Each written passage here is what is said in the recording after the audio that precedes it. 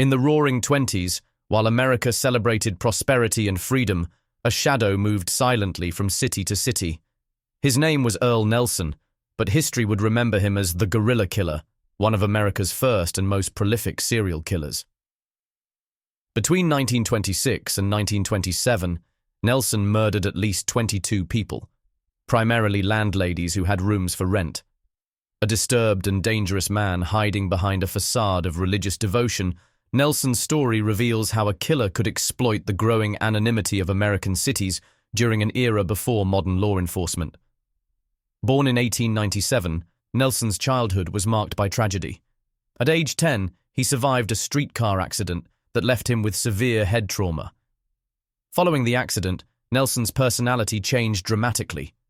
He began experiencing hallucinations and violent tendencies that would only worsen with time. His criminal career began with petty theft, but by 1915 he was committed to a mental institution after attacking a young girl.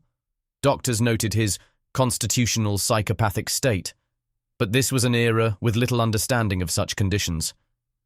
Nelson escaped the institution, and what followed was a pattern that would define his murderous career.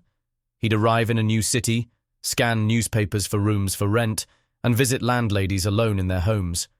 His method was consistent. After gaining entry, Nelson would strangle his victims with terrifying strength, hence the nickname, the Guerrilla Killer.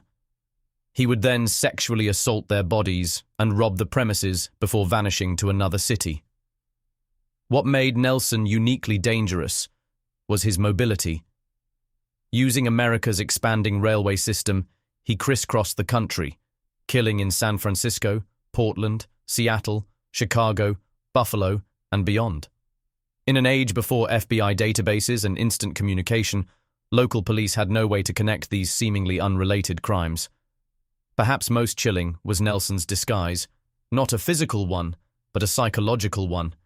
He carried a Bible everywhere and presented himself as a devout Christian. Witnesses later described him as well-dressed and soft-spoken, the last person you'd suspect of such horrific crimes. The break in the case came in June 1927 in Winnipeg, Canada. After murdering 2 women in the same day, Nelson was recognized by a sharp-eyed constable who had seen his wanted poster. Following a dramatic chase through the streets, the guerrilla killer was finally captured. At his trial, Nelson maintained his innocence, claiming he was a victim of mistaken identity. The jury deliberated for just 40 minutes before finding him guilty. On January 13, 1928, Earle Nelson was hanged at Winnipeg's Vaughan Street Jail.